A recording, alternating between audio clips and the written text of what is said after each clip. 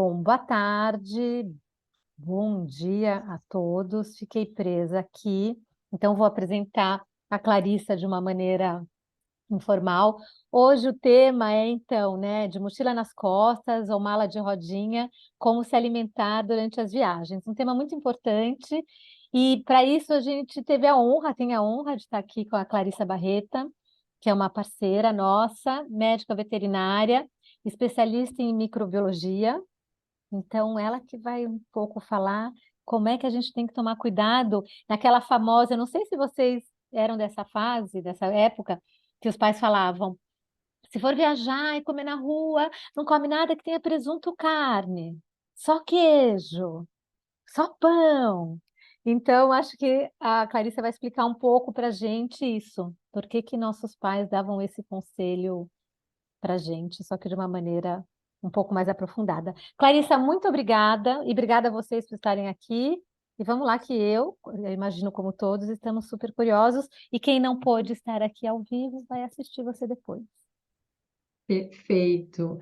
Primeiro, quero agradecer, né, Ju, imensamente o convite. Sempre é um prazer estar junto da Vera Kiss, seja lá qual for o evento, e poder falar sobre viagem e segurança de alimentos é juntar o bom com o ótimo e assim, dois assuntos que eu amo muito, muito mesmo.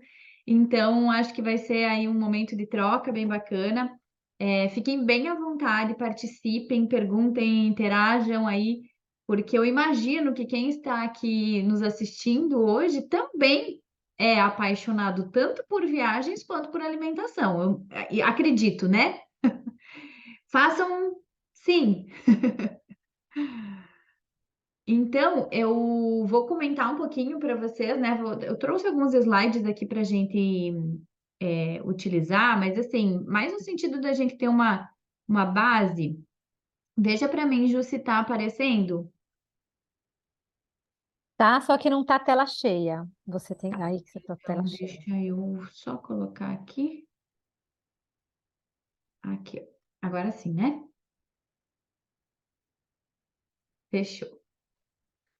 Bom, então, eu trouxe inclusive, não sei se vocês sabem, mas eu tô aqui junto com a Ju, de fato, né? Tô eu no quarto, ela na sala, porque eu estou aqui em Porto para estar acompanhando a visita da Vera Kiss também, tutorando aí junto com o Pedro, né, que é o veterinário.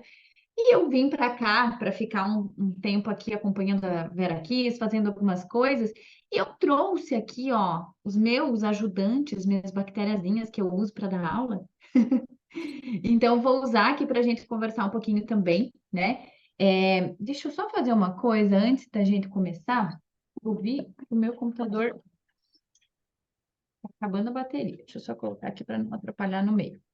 Bom, então, como vocês podem perceber, eu sou apaixonada por microbiologia de alimentos, é a minha área de especialização, né? Só para a gente entender um pouquinho, né?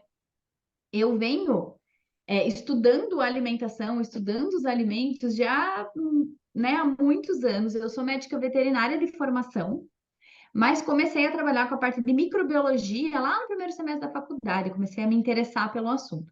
E mais tarde eu vim a descobrir que o médico veterinário também pode atuar nessa área, porque até então eu achava que só trabalhava com cachorrinho, com gatinho. E aí eu acabei conseguindo juntar a microbiologia e os alimentos, né? E aí, com a minha paixão por viagens, um dos meus grandes objetivos de viajar sempre é conhecer a gastronomia dos lugares, conhecer um pouco da produção dos alimentos, né? Inclusive, muito do que o trabalho da Vera Kiss, né, que nos abre muito a mente em relação a essas questões de sustentabilidade, de alimentação, são assuntos que me agradam muito, né? Então, eu me intitulo uma viajante, né? É, não sei se vocês já viram, tem um filme que ele fala a diferença entre o turista e o viajante. Já ouviram? Não? Que ele fala assim que o turista ele tá ali com o mapa na mão, só focado naquele momento ali. E o viajante ele tá aberto, ele tá ali experienciando tudo aquilo, né? Então ele é um cidadão do mundo, ele tá de fato tentando se vincular em cada lugar que ele vai. E aí, né? Desde que eu me entendo por gente, eu sempre tive objetivo. Sabe quando você coloca assim, aquela lista de objetivos da vida? Sempre teve escrito nos meus objetivos conhecer o mundo. Eu nem tinha muita noção do que isso queria dizer, mas eu pensava, eu quero conhecer o mundo. E aí, muito cedo, comecei a viajar, pequenas viagens próximas, né?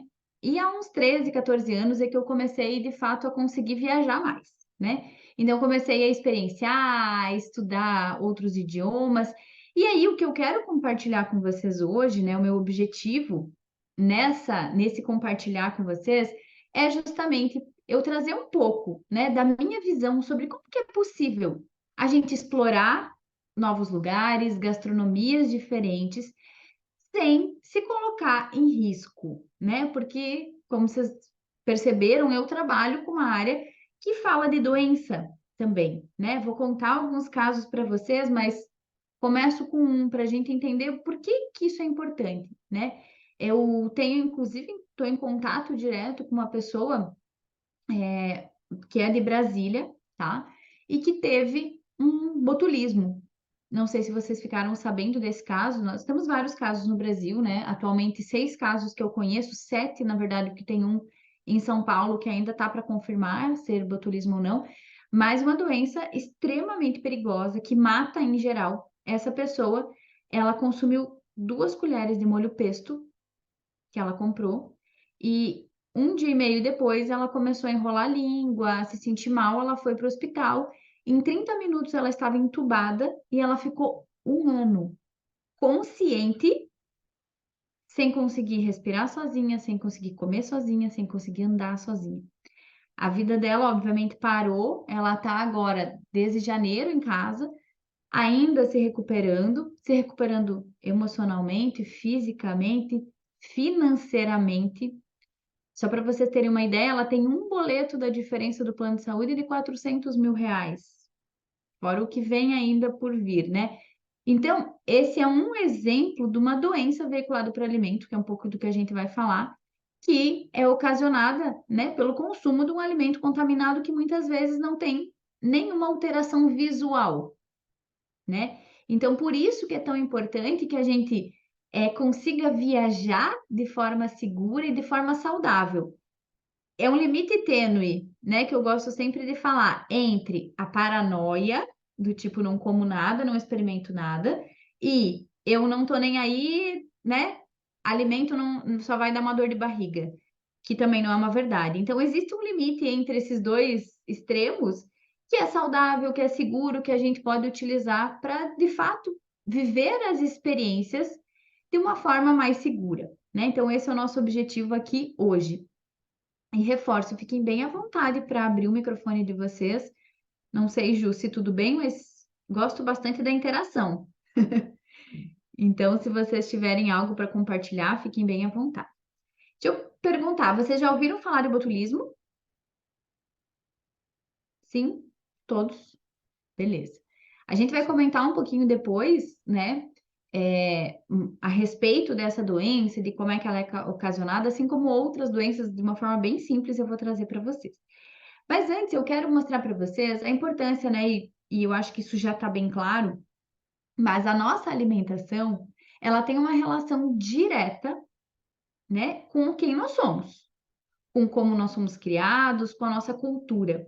Então, não dá para falar em viagem e em cultura sem falar em alimentação. Ir para um novo lugar, conhecer uma nova cultura, implica também conhecer a gastronomia desse lugar, a culinária desse lugar. E aí, por que eu estou falando isso? Porque muitos hábitos, muitas questões culturais da alimentação vão estar ligadas a questões de segurança. Por exemplo, o hábito de consumo de um alimento cru vai aumentar o risco, mas muitas vezes naquele local esse é o hábito. Hábitos de higiene. Alguns países têm isso, né? Um hábito diferente do nosso, por exemplo, e aí muitas vezes isso causa um estranhamento, né? Então, para que a gente entenda até que ponto a gente consegue, né, flexibilizar e entrar naquela cultura sem daqui a pouco correr um risco muito grande, tá? Então, a alimentação, obviamente, ela faz parte de quem nós somos. Coloquei aqui um exemplo para vocês, né? Não preciso nem da foto, tô com ele aqui, ó. Eu viajo carregando. Falei pra Ju, minha mala sempre eu tenho que achar, tirar umas roupas para colocar a erva mate, né? A térmica, o chimarrão, por quê? Eu não consigo, vou ficar viajando agora por 3 meses de novo. Não consigo viajar 3 meses sem tomar chimarrão, gente. Isso para mim, a sensação que eu fico desconectada de mim. Vai muito além da questão do chimarrão, do gosto do chimarrão. Tem a ver com que eu chegar em casa no fim de uma viagem e tomar um chimarrão me conecta com quem eu sou, me conecta com a minha família, né? Com a minha cultura. Então, eu sou do sul do Brasil, então, para mim, o chimarrão é um ritual. Ele vai muito além da alimentação. O churrasco, né, para o gaúcho, é muito isso também. É um ritual. Você fazer uma carne na panela pode ficar tão saborosa, né, quanto você pode experienciar sabores diferentes ali, mas existe o ritual. Percebe que, por exemplo, o churrasco é o momento do gaúcho se reunir no domingo, não só o gaúcho, né? Mas todas as pessoas que gostam de saborear um churrasco, é o que acontece em volta, muitas vezes, que é o mais importante do que a comida em si, né? Então, muito de quem nós somos está relacionado com as comidas que a gente come, né? E quando a gente está com essa disposição de conhecer uma cultura nova, é muito importante que a gente deixe de lado também muitos dos nossos preconceitos a respeito daquilo que a gente entende por alimentação, né? No ano passado eu tive com a Vera Kiss na Itália, junto com a Ju e Chiara e Companhia Limitada, né, Ju? E a gente pôde assim refletir muito sobre. Eu tenho descendência italiana e alemã, mas ainda assim você percebe muitas diferenças, né? Bem de base mesmo, né? Desde assim, a forma de enxergar o alimento. Algo que eu aprendi com o italiano, né? Eu sou uma pessoa que trabalho bastante, sempre muito ativa, sempre muito correndo. E eu fiquei 3 meses na Itália ano passado e teve uma coisa que eu percebi foi que eu fui acalmando um pouquinho, assim, sabe? Para eles, por exemplo, parar para almoçar é um grande ritual. Eles param a vida, eles param tudo que eles estão fazendo, eles tiram a cesta depois do almoço, eles priorizam isso, né? Não estou falando que é certo ou errado, mas o quanto a gente pode aprender, né, com esse ritmo de vida também, que é tão diferente do nosso, em grande parte das vezes, né? O doce não fazer nada, né? Dolce far niente, que eles têm, então, aquela coisa de aproveitar, de viver o momento. Então, são coisas que a gente vai saindo da nossa caixinha e a gente vai acessando novas verdades, né? Quando a gente desconhece outras culturas, a gente acredita que carne só dá para fazer no formato de churrasco, né? Que o jeito certo de fazer o arroz é desse jeito aqui, que o jeito certo de comer, né, um peixe é grelhado dessa forma, porque essa é a nossa verdade. Quando a gente se permite estar em outro local, sem julgamento, a gente também consegue aprender muito. E esse sem julgamento é no sentido, nem sempre aquilo que está sendo ofertado ali serve para a tua verdade e está tudo bem. Você não precisa concordar, mas você, quando vai para um novo país, comer novas comidas, é importante a gente ter essa clareza de que aquilo que é verdade para ti não é verdade para o outro. E eu posso, de um lugar respeitoso, falar, não, aqui ultrapassa um limite para mim, né? Não sei quais são os limites de vocês, né? E até a gente colocou aqui no título essa questão, né, do estilo de viagem, seja da mochila a uma viagem um pouquinho mais confortável, né? A gente consegue fazer esse balanço. Eu, por exemplo, né, eu gosto muito de provar coisas novas, mas eu tenho alguns limites que vão além da segurança dos alimentos em relação ao paladar. Existem alguns limites que eu, né, por exemplo, escargot eu ainda não dei conta de provar. Ainda quero, mas o meu paladar ainda não aceitou, vamos dizer assim, né? Eu tenho, assim, aumentado os meus limites, vamos dizer assim, né, aos poucos, mas cada um vai ter o seu jeito também de explorar e de viajar e de viver aquilo, né? E, como eu falei, sempre como uma referência de aquilo que nós somos, aquilo que nós recebemos como base, né? Então, através desse compartilhar, né? Aqui eu compartilho com vocês essa foto que tem muito tempo, eu não vou falar quanto para não, né, não ficar tão clara a minha idade, mas isso aqui foi num intercâmbio há pelo menos uns 12 anos atrás, que eu fui estudar inglês e morei num hostel, né? Então eu circulava com muitas pessoas diferentes. E nesse evento aqui foi um almoço que dois italianos fizeram para nós provarmos o risoto italiano. Então aqui um exemplo onde, né, como muitas das vezes, é a gente ao redor de uma mesa, fazendo amizade, trocando informações. Então, assim, o alimento, ele acaba sendo também essa troca, né? Essa circulação de culturas distintas. No ano passado, eu tive a alegria de passar, inclusive em Paris, a virada do ano, eu nunca tinha passado fora do Brasil, e eu estava numa casa de um francês, tinha alocado um quarto, e nós estávamos em 10 pessoas aproximadamente, 8, 10 pessoas, não vou lembrar agora, mas tinha Coreia do Norte, Coreia do Sul, Dinamarca, americano, eu brasileira, francês, acho que era isso, os locais, né? E cada um compartilhando, trazendo para a mesa um prato típico da sua região, dessa época, e contando como que é a virada de ano no seu local. Então, foi super rico, né? E veja que tudo ao redor da alimentação, né? O quanto essa questão é importante. Aqui é no ano passado, num curso que eu fui, um curso, uma experiência do Airbnb que eu fui fazer de conhecer a chamada menor pizzaria do mundo. Esses italianos é um casal, eles cozinham dentro de uma partezinha da casa deles que é separada, uma edículazinha, na Toscana, num lugar lindíssimo, embaixo de um pezinho de figueira. Eles recebem visitantes para aprender a fazer a pizza. Cada um faz uma pizza do sabor que gostar e compartilha com o grupo. Então foi uma outra experiência assim que ao redor da mesa, né, de troca, de aprendizado, de crescimento, que para mim foi um momento bem especial. E aqui, essa também é bem antiga, compartilhando aqui com duas americanas também, né? Indo jantar juntas, indo ter esse momento juntas, a gente conseguiu trocar muito, né? Fazer amizade e tudo mais.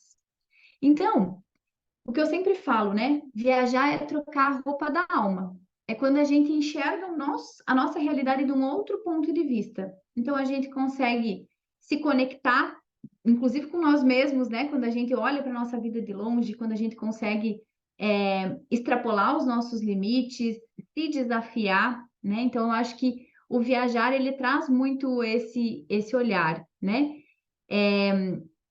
Faz com que a gente, inclusive, não volte o mesmo. Vocês sentem isso?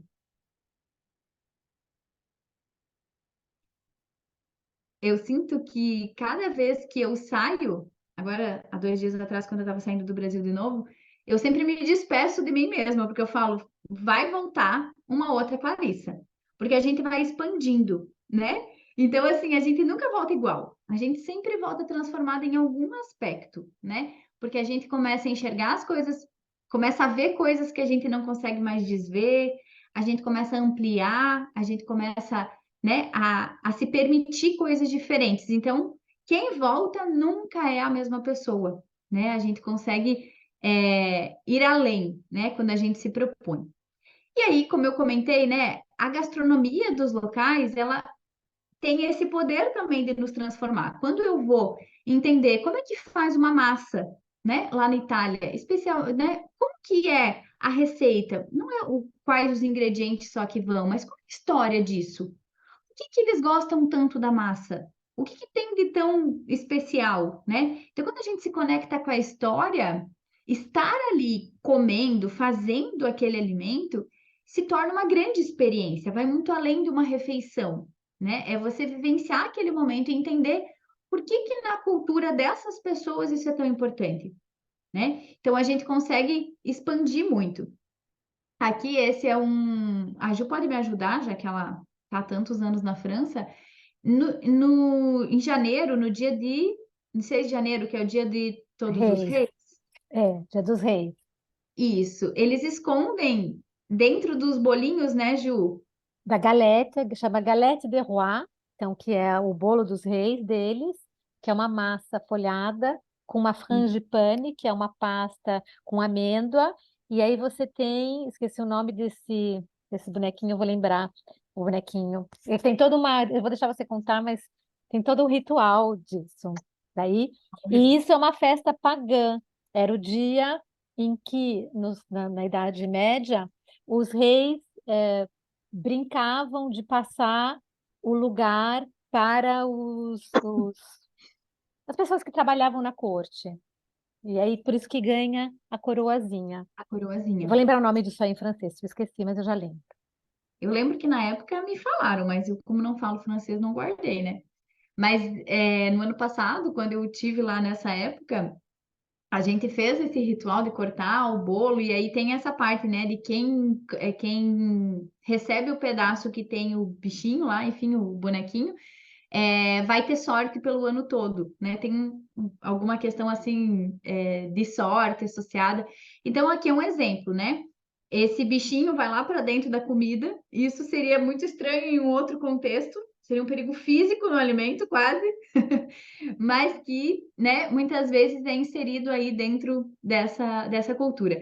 Até uma curiosidade, eu trabalho com RT Consultoria, né? Sou responsável técnica, consultora aí de empresas que produzem alimentos. Pode falar, Ju. Lembrei. Chama fève, uma Fé. fava. E, na Ok. verdade, antigamente se punha uma fava. E agora Ah. são esses bonequinhos e as pessoas fazem até coleção. Então, tanto que esse aqui, olha, Toulouse. Então, dependendo do bolinho, vai vir de locais diferentes da França, né?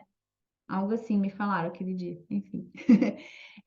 Mas aconteceu, eu acho que foi faz uns 2 anos atrás, que um cliente meu, sem me consultar, que fique claro, ele decidiu colocar, na época de Dia dos Namorados, uma coisinha de Santo Antônio no meio do queijo. Gente, vocês não têm noção a confusão que deu. Porque como ele era pequena, a medalhinha, teve gente quebrando dente, teve gente que quase engoliu, e aí gerou um problema para o serviço, né, de atendimento ao consumidor da empresa. Então, assim, até isso tem que ser feito com cuidado, obviamente, né? Porque você tem ali alguma coisa outra. Tem que estar muito claro para o consumidor que tem algo diferente dentro daquele alimento, né? Mas, enfim, um exemplo aqui de imersão cultural também, que isso a gente não tem dessa forma, pelo menos no Brasil, que eu conheça, né? Então, aqui, os produtos também, né, de origem animal, a gente vai falar um pouquinho mais sobre isso também.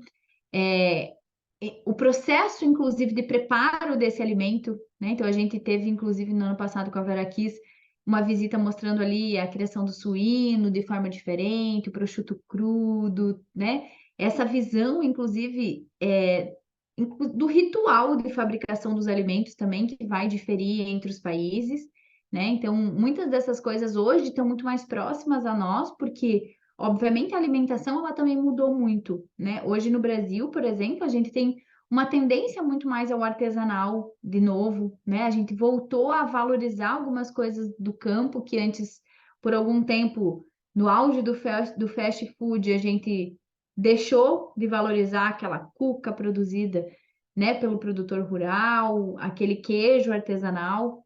E aqui quero fazer um parênteses bem grandão. Artesanal e clandestino não são sinônimos, né? Quando a gente fala, eu sou defensora do produto artesanal, eu amo o produto artesanal, tenho vários clientes que são produtores de produtos artesanais.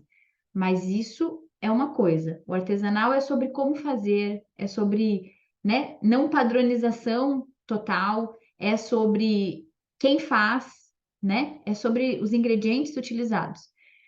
Clandestinidade é crime, é outra coisa, né? O produto não ter registro, o produto não seguir de fato as legislações que servem para proteger o consumidor, né? Então, são coisas distintas. Pode falar, Ju. Posso. Não, eu ia só comentar que aqui, que é bem interessante o que você falou, e às vezes as pessoas falam assim, ai, mas na Europa pode, artesanal aqui não pode. Então, essa diferença que você falou, clandestino, os artesanais aqui, eles têm que se declarar, né, para o Ministério da Uhum. Agricultura, e a diferença que tem de tratamento é que, como eles realmente não conseguem padronizar, porque é uma outra maneira de fazer, eles têm é, algumas diferenças na inspeção. E isso tem Sim, muito a ver com quantidade de produção e distância de local de venda e volume de venda dentro um supermercado. Um supermercado não pode vender mais de 30% de um produto artesanal. Uhum, Daquele produto artesanal. Então, só para falar assim, que existe sim, mas como você falou, são coisas sérias e tem processos e tem controles. Só é uhum. diferenciado que realmente é diferente. Sim. E aquilo que eu falo sempre, né? Apesar de a gente usar sempre a Europa, os Estados Unidos como referência, não quer dizer que não tem falhas, que não tem problemas, né?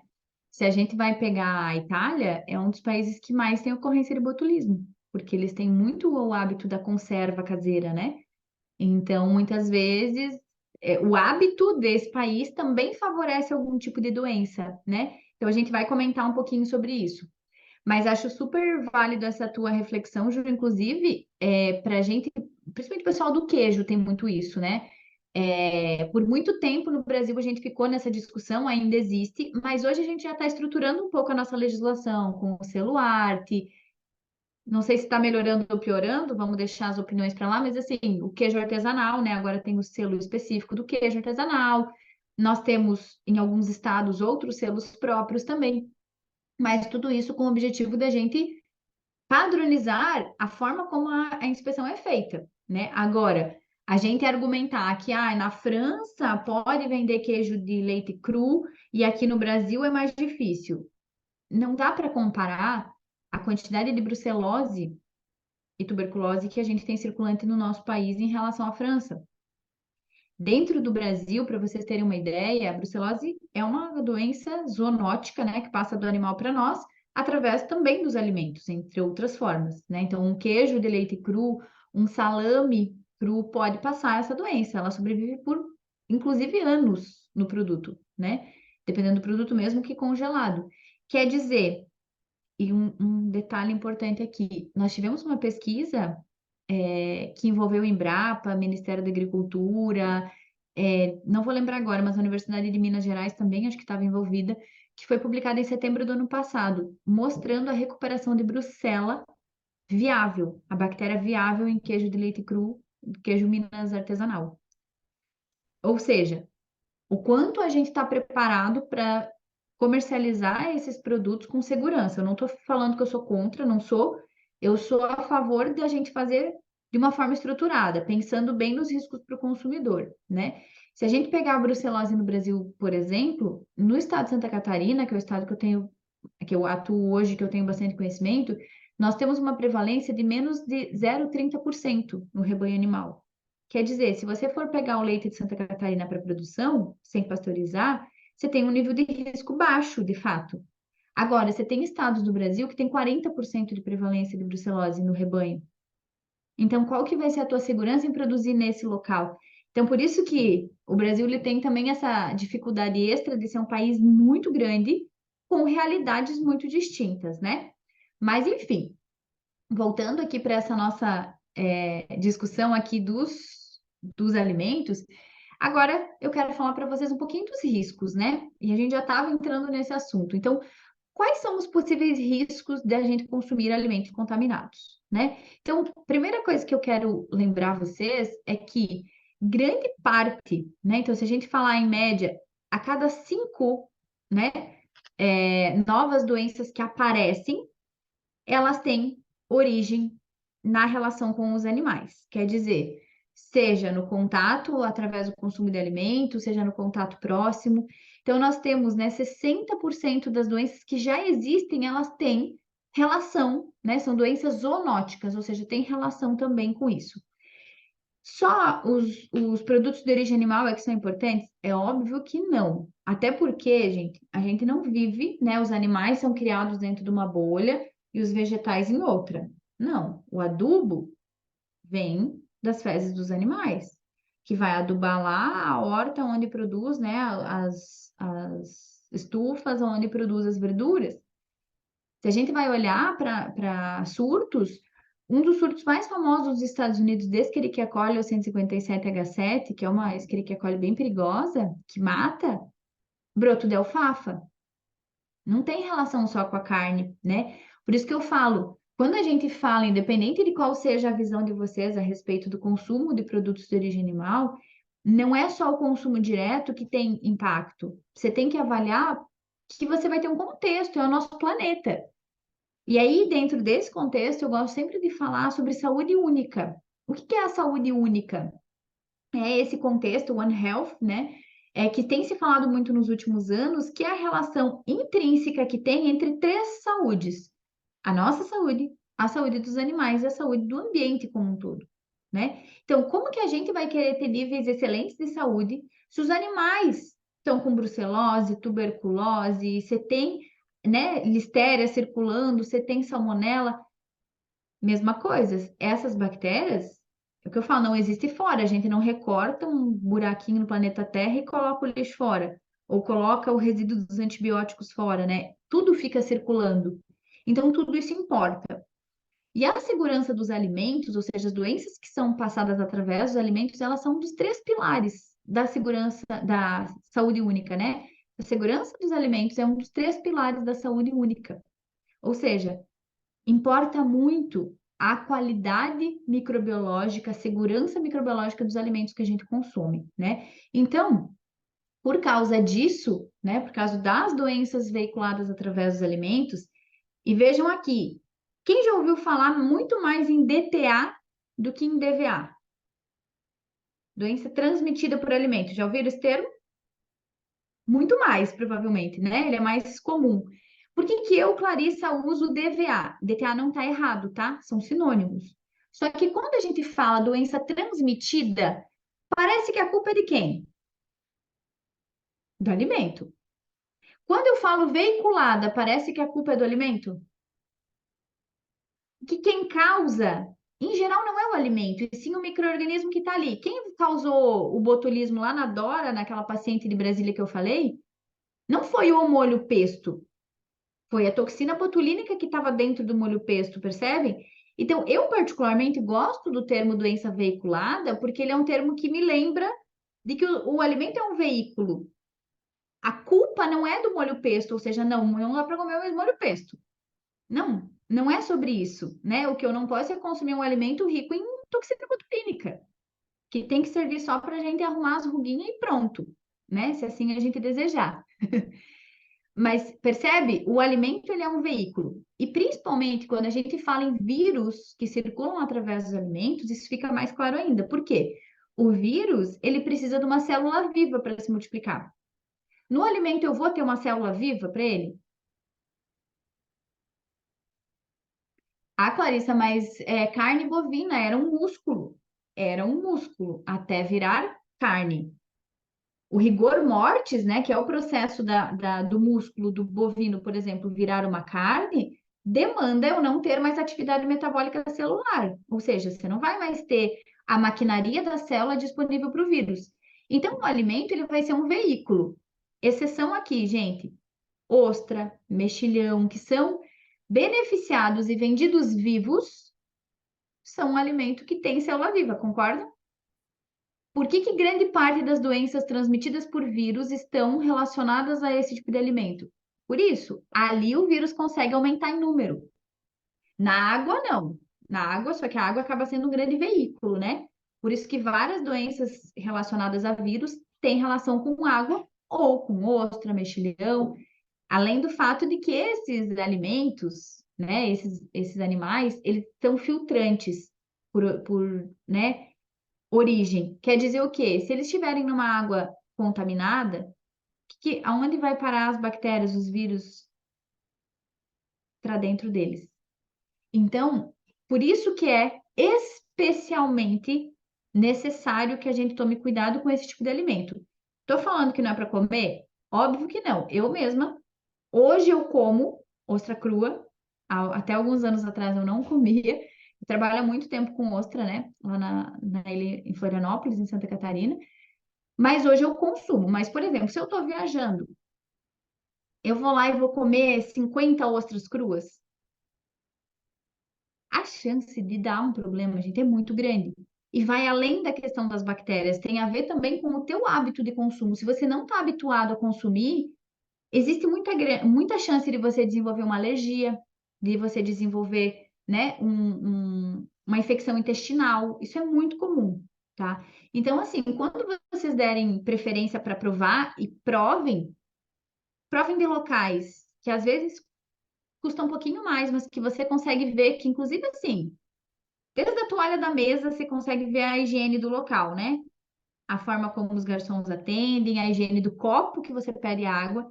Então, assim, se você vê que é um lugar que já não tem uma higiene muito bacana, não consuma, não faça o consumo de produtos crus, porque o risco vai ser muito maior, né? Então, essa é uma dica que eu dou aí em relação a esse tipo de produto, mas a gente vai falar mais sobre, tá? Quando a gente fala em qualidade de alimento, em segurança, o que é um alimento seguro? É o alimento ele ser livre de perigos, né? Perigos químicos, perigos físicos, perigos biológicos. Quando a gente fala, então, em micro-organismos, obviamente, eu imagino que vocês tenham essa clareza de que um alimento, ele só vai ser livre de micro-organismo, ele não vai ter micro-organismo quando ele é, por exemplo, esterilizado. Pega um atum em lata. Ele passou por um processo de esterilização comercial. Se sobrar alguma coisa, vão ser micro-organismos não patogênicos, ou seja, que não vão causar doença, porque aqueles que causam doença já foram eliminados dentro daquele processo, tá? Quer dizer, sempre que eu tenho um alimento que ele recebe um tratamento térmico na sua embalagem final, como é o caso ali do atum em lata, o risco é menor. Se eu tenho um alimento que foi cozido, mas ele foi manipulado depois de ser cozido, ou seja, alguém vai precisar com a mão embalar esse alimento, bem como aqueles que não sofrem tratamento térmico, eles não são alimentos livres de micro-organismos. Por exemplo, esse micro-organismo aqui, Staphylococcus aureus. Já ouviram falar? É uma bactéria presente nas mãos, nasofaringe, mucosa. Quer dizer, quanto mais manipulado for esse alimento, maior a chance de eu ter, né, Staphylococcus aureus presente ali. A nossa legislação no Brasil, bem como a legislação aqui na Europa, lá nos Estados Unidos, Canadá, vai prever que eu tenha Staphylococcus no alimento, até um limite. O grande perigo está onde? Essa bactéria aqui, quando ela aumenta muito, 10 na 5, 10 na 6, eu começo a ter a produção de uma toxina estafilocócica. Essa toxina ela é resistente ao calor. Quer dizer, se eu deixar um alimento muito tempo à temperatura ambiente, mesmo que depois eu cozinhe ele de novo, não consigo mais eliminar a toxina. Eu posso eliminar a bactéria, mas a toxina que já se formou ali eu não elimino mais. Então, por que que eu estou falando isso? Porque, primeiro, a gente não espera que um alimento seja livre de micro-organismos. Eu vou comer bactéria nos alimentos, isso é fato. Nós somos formados por bactérias, né? Eu falo que a cada 5 células nossas, em geral, 3 são bactérias. Nós somos formados por bactérias, né? A grande questão é qual o tipo, em que quantidade que ela está nesse alimento. É isso que importa, né? Então, quando a gente fala em micro-organismos, inclusive, né, para a gente não crucificá-los, a gente tem que lembrar que o queijo que a gente gosta, a cervejinha, o vinho, ele só tem esse sabor, em muitos casos, por quê? Porque eu tenho micro-organismos alterando esse alimento. Quer dizer, o sabor característico de uma cerveja, muitas vezes tem a ver com a fermentação que acontece por bactérias que estão vivas ali dentro daquele processo, ou que já estiveram, né? Então, nem todo micro-organismo presente ali nesse alimento vai ser um problema. Muitas vezes eles são desejáveis ali, né? Vão ser adicionados, inclusive, propositadamente. Já aqueles que causam alterações que a gente não quer, a gente pode dividir em dois grupos. Aqueles que estragam visivelmente o alimento, ou seja, que deterioram, que fazem com que esse alimento não dure. Então, aqui um exemplo, né? Esse morango mofado. Eu olho para esse morango mofado, a Ju, a Simone, Amanda, enfim, né? Olham para esse morango mofado. A Bianca, o João. A gente vai comer? Não, porque visivelmente ele está alterado. Talvez gere uma dúvida entre comer ou não se tiver só um pedacinho fungado.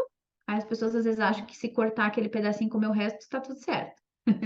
A notícia ruim é que o fungo ele é invisível, ele vai crescendo por raízes que são invisíveis a olho nu. Então, se a gente está comendo aquele pedacinho ali, aquele pedacinho tem fungo. A notícia boa é que possivelmente você não vai morrer disso, porque a grande maioria dos bolores, eles não são patogênicos. A maioria. Quer dizer que todos? Não. Principalmente em grãos é especialmente perigoso, porque existem fungos produtores de micotoxinas que podem estar nesse alimento. Então, cuidado com os grãos nas viagens também, né? Eu já tive uma experiência péssima com isso, inclusive, de guardar grãos na bolsa, no calor, e acabar fazendo consumo e passando muito mal. Porque não me dei conta que aquele alimento acabou ficando ali a uma temperatura inadequada. Então, assim, esses cuidados que são importantes, né? A gente tomar também, além do tipo do alimento. E o último grupo, que é o que mais nos preocupa, é aquele que você olha para o queijinho brie, tá cheiroso. Você olha para a ostrinha ali, ela tá linda, maravilhosa. Você olha para aquele pedaço de prosciutto crudo, ele tá saboroso, dá vontade de comer. E muitas vezes você tem ali uma salmonela. E não tem alteração nenhuma visual desse alimento. E aí, como que o consumidor ele vai conseguir se proteger nesses casos? O que que vocês acham? Se eu não posso ver, Ai, buscar qualidade, assim, de onde certo? comprar, não sei, de onde comprar e como consumir também, né? Uhum, uhum. Mais alguém? Fique à vontade para abrir o microfone. Não? Então, esse onde comprar é um dos principais cuidados, que é o que a gente vai comentar um pouco mais agora, né? Outra coisa é a chance de eu ter um micro-organismo que causa mal, que causa doença num alimento, quando ele está sobre refrigeração, congelamento, é muito menor, concorda? Então, quando eu dou preferência para consumir produto na rua, por exemplo, gente, tudo bem a gente provar alimentos de rua, de food truck, não estou falando que sempre é perigoso. O que eu preciso avaliar é quais as condições que esse alimento está sendo produzido, se de fato eu estou disposto a correr o risco, porque vai ter riscos que você vai ter que escolher enquanto adulto se você quer correr ou não. Eu sempre falo isso, porque não tem uma verdade absoluta. Você não vai poder olhar e falar, não, esse aqui tá isento de problema. Mesmo comendo num restaurante caro, mesmo escolhendo bem, e eu não tô falando que o caro sempre é bom, porque às vezes não, né? Mas se você vê ali, não vê indício de problema e consome, muitas vezes ainda assim você vai ter problema. O nosso foco tem que ser minimizar o risco, né? E lembra aquele limite tênue que eu falei entre eu achar que eu não posso comer nada numa viagem para não passar mal, e aquele outro extremo que é eu como de tudo sem me preocupar, sem pensar nisso, que são dois extremos. O melhor, na minha opinião, é o caminho do meio. Aquele caminho do meio onde eu falo, eu quero consumir isso. Eu sei que talvez eu tenha um nível de risco aqui, mas pelo menos eu vou encontrar um lugar que me parece mais seguro, mais limpo. Eu vou dar preferência para um produto recém-produzido e não um produto que está ali armazenado por exemplo, num daqueles rodízios que fica exposto ali à temperatura ambiente. Eu vou dar preferência para um lugar, vou tentar me informar, né? Vou dar um exemplo. Eu fui para a Bahia, fui para Salvador em abril, e eu queria provar o acarajé. Nunca tinha provado o acarajé. Ah, eu quero provar. Não acho que eu vá gostar, mas eu quero provar. Então, assim, eu perguntei para inúmeras pessoas de pontos diferentes aonde que me aconselhariam a comer um acarajé tradicional, mas que fosse num lugar bacana do ponto de vista, assim, de limpeza, né? Aí me indicaram, eu escolhi um local que a maioria das pessoas me disse, não, Clarissa, pode consumir lá que é tranquilo, essa pessoa está há tantos anos no mercado, nunca ouvi falar de problema relacionado, porque o histórico da empresa também faz diferença, né? Quer dizer que você não pode ser o primeiro? Pode, mas a chance é menor, né? Então eu fui lá, fiz o consumo, de fato não gostei, mas eu provei. Eu fui lá e provei. Para mim era importante para a experiência que eu estava vivendo dentro daquele contexto. Mas eu assumi um nível de risco, percebe? Tinha camarão. Eu, particularmente, não quis comer o camarão, porque aquele camarão seco ali, quando eu vi ele, eu já não curti muito a forma, mas eu experimentei, né? Então, veja, cada um conhece o seu limite. E aqui uma questão técnica importante que eu quero lembrar vocês é que assim, se aquele acarajé tivesse lá toxina botulínica, toxina estafilocócica, que é da mão dos manipuladores, né, que eu comentei, necessariamente, olha bem minha pergunta, se eu vou lá e consumo esse acarajé e eu tenho estafilococcus, né, presente ali naquele alimento, a toxina desse patógeno, eu vou ficar doente? Sempre? Uh-uh. Vai depender desses três pontos. Necessariamente. Não necessariamente. Vai depender da quantidade. E quando eu falo em dose infectante, não é só quanto tem no alimento. Porque, por exemplo, se eu tiver a mesma quantidade em microgramas de toxina botulínica, que causa o botulismo, da toxina do Staphylococcus aureus, com essa quantidade, com a mesma quantidade, com esse eu posso morrer, com esse eu posso ter praticamente nada.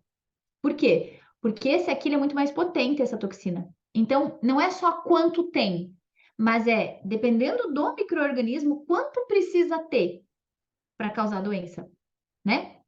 Então, se precisa ter muito para causar doença, ok. Agora, se um pouquinho já pode causar, então a condição do hospedeiro, que é o outro ponto, fica menos importante. O que eu quero dizer com isso? Imagina que eu sou adulta, saudável, não tenho nenhuma doença e eu vou lá e faço o consumo do molho pesto contaminado com toxina botulínica. Mesmo em quantidades pequenas, eu posso morrer em menos de 36 horas. Agora, vou dar um exemplo. Um surto que aconteceu no Brasil, em Minas Gerais, há muitos anos atrás, com um almoço festivo de uma igreja. Tinha, sei lá, 800 pessoas no almoço. Esse almoço foi produzido 24 horas antes, ficou em temperatura ambiente. Várias pessoas manipularam esse alimento. Dessas 800, 400 passaram mal. Dessas 400, acho que foram 200 internadas no hospital. 80 foram para UTI e 7 pessoas morreram. Das 7 pessoas que morreram, todas eram ou menores do que 5 anos ou maiores do que 70 anos. Vocês estão entendendo a importância aqui da condição do hospedeiro? Quer dizer, os adultos saudáveis que consumiram, alguns até passaram mal, mas não morreram, porque a imunidade deles deu conta daquela doença. Agora, o idoso, a criança, a gestante, a pessoa que passou por um tratamento de quimioterapia, que fez um transplante de órgãos, que passou por um COVID recente, são pessoas que o seu sistema imune não está tão habituado e tão forte o suficiente para conseguir defender dessa situação, né? Então, vejam, são três pontos aqui: a quantidade, e isso tem relação direta com a virulência desse agente, quer dizer, a capacidade desse agente de causar doenças graves, e a imunidade desse hospedeiro vão fazer diferença. Por isso, o outro recado é: antes de viajar e querer experimentar coisas novas, certifica-se também que a tua imunidade, que você está bem fisiologicamente, porque isso faz diferença, né? Quando eu vou para uma viagem, vou lá para a Índia, vou provar um monte de coisa diferente com imunidade baixa, a chance de ter problema é muito maior. Então, essa é a dica. Gestante, quando vai fazer uma viagem, vai ter que tomar um cuidado extra, vai ter que evitar alguns riscos, né? Vai ter que evitar o consumo do produto cru, vai ter que tomar um cuidado extra com, né, salada, por exemplo, dependendo do local. De repente, né, tem vontade de comer a salada, vai pegar no mercado, vai fazer uma higienização mais completa em casa para garantir, né? Porque tem outro serzinho ali ainda, outros, né, em jogo ali dentro daquele corpo. Então é importante a gente tomar esse cuidado e ter a clareza, que eu sempre falo, conhecimento liberta. O conhecimento ele não tem que ser algo que nos limite, e sim que faça com que a gente possa fazer melhores escolhas, tá? E aí, dentro disso, eu quero trazer para vocês o que seria, na minha visão, os principais cuidados, né? O primeiro deles a gente falou, então, o principal cuidado para que você viaje tranquilo, que você viaje, né, com segurança, do ponto de vista que você possa consumir as coisas tranquilamente, óbvio que é melhor você estar fisiologicamente preparado para isso, né? Então, tomar de repente um suplementozinho, aí a Ju, apesar de não atuar direto, né, Ju, com nutrição hoje clínica, mas assim, às vezes um acompanhamento de um profissional pode te ajudar a melhorar a tua imunidade. Esse é um processo que eu faço sempre, todo ano. Quando, né, toda vez que eu vou viajar, eu dou uma. Tem minha irmã que é nutricionista, eu já falo para ela, ó, me passa aí uns suplementos, deixa eu dar uma melhorada na minha imunidade, até porque não é só alimentação, né? Você não vai querer chegar num lugar que você investiu o teu dinheiro, o teu tempo para estar ali e ficar de cama. Por causa de uma gripe, que daí muda a temperatura, porque daí várias coisas, né, acabam interferindo na tua saúde. Então, quanto mais você tiver com a tua saúde em dia, mais você vai ficar tranquilo também durante a viagem. Segunda coisa, seguro viagem, né? A gente nunca tá livre de problema. Então, assim, é importante também, para viajar mais tranquilo, a gente saber que para você se expor a alguns riscos, você também tem que ter uma segurança de que você vai conseguir ter um atendimento médico, né? Ter os remedinhos ali também para tomar em caso tiver um problema. Estou falando de cuidados que eu tenho quando eu viajo, né? Que às vezes ajudam muito. Inclusive essa questão. Vai consumir um alimento diferente, mesmo ele não tendo contaminado, ele pode gerar um mal-estar, ele pode gerar uma sensação diferente. Então, é importante ter, né, um antiácido, alguma coisa ali para quebrar o galho. Isso também eu acho que é importante a gente comentar, né, Ju, para viajar mais tranquilo. Bom, e fora isso, uma das coisas que a gente comentou, se eu não vou poder enxergar o alimento, olhar e falar, poxa, isso aqui tem toxina botulínica, né? Mas eu posso fazer escolhas. Se eu vou no supermercado, por exemplo, num lugar que eu estou viajando, né? Eu posso olhar para as características que estão descritas no rótulo. Então, desde validade. A Europa, por exemplo, tem usado bastante aquele best before, né? Ao invés de colocar a data de validade, ele nos diz que é melhor consumir até tal data. Pensando no quê? Em reduzir desperdício. Isso para alguns vegetais, eles estão usando, por exemplo, né? Ainda eu tenho um pezinho atrás com isso, porque como a gente tem várias doenças que eu não consigo identificar olhando, cheirando o alimento, né? Isso pode levar a um aumento de risco, né? Mas, de fato, observar o que está dizendo no rótulo, seja o modo de conservação do alimento, a validade, e aqui, o selo de inspeção. Em todos os países, por exemplo, aqui na União Europeia, que eu conheço um pouco mais, cada país vai ter lá, o da França vai ter FR, o número certinho, né? Vai ter o selo de inspeção, né? Então, esse é um dos pontos que eu digo assim, reduz 100% o risco? Não. Mas, lembra do caso da brucelose, que eu falei, da tuberculose? O que que as pessoas que estão lá fazendo a inspeção, né, que nesse caso é obrigatório ser médico veterinário, tá lá no abate dos bovinos, vai ter uma visão carcaça a carcaça. Cada animal que está passando ali, se tiver lesão, vai ser retirado. Ou seja, vocês entendem o quanto essa inspeção é muito além do que um selo, né? Que as pessoas, isso tudo para ter um selo. O selo, ele nos diz, tem profissionais cuidando desse processo, seja, né, qual o tipo de alimento for dentro desse contexto. Os alimentos de origem vegetal, em muitos países, assim como no Brasil, a gente não tem selo específico, mas a gente tem o registro da empresa junto ao órgão. Então, você tem lá. Se ele é isento de registro, ele vai ter lá, produto isento de registro, né? Mas essa informação, ela tá clara. E outra coisa, não é porque um produto é isento de registro que ele é isento de responsabilidade, que ele é isento de tabela nutricional, que ele é isento de formas de conservação, validade e tudo mais, né? Então, o que eu preciso entender é quais são as informações básicas que eu preciso procurar. Então, o selo, no caso dos produtos de origem animal, a validade e a forma de conservação. Se eu vou num supermercado, por exemplo, de manhã, eu encosto nos produtos da gôndola que deviam estar a 7 graus e eles estão a 30, visivelmente pelo toque você sente que está mais alto. Isso não é um problema tão grande, imagino que nos outros países, mas no Brasil, dependendo da cidade do interior, às vezes ainda é problema. O que eu quero dizer com isso? Às vezes os supermercados pequenininhos, eles desligam a gôndola à noite para economizar luz. Isso já foi uma realidade muito maior, mas infelizmente a gente ainda vê, né? Eu sou do interior, então eu conheço um pouco dessa realidade fora dos centros urbanos e muitas vezes a gente ainda vê esse tipo de situação, tá? Então, óbvio, isso é uma outra coisa que não só em viagem a gente pode observar e escolher os melhores lugares para compra, né? Então, um ovo, por exemplo, ovo é um alimento perecível, certo? É um alimento que estraga, um alimento, né? Assim como as carnes refrigeradas. Então, eu tenho que tomar cuidado. Se ele está dizendo que tem que ficar de 4 a 7 graus e você vê que não tá, já tem um problema aí, né? Isso aqui falando em supermercado, falando em fazer compras, né? Se eu for falar em restaurante, aí a questão é um pouquinho diferente. Você não vai ter acesso a ver quais são as matérias-primas que o restaurante está usando. O que vocês classificariam um bom restaurante? Um restaurante seguro para o consumo? O que vocês olhariam? Ai, não pode ser só eu. Quem vai me ajudar? Eu ia falar um movimento.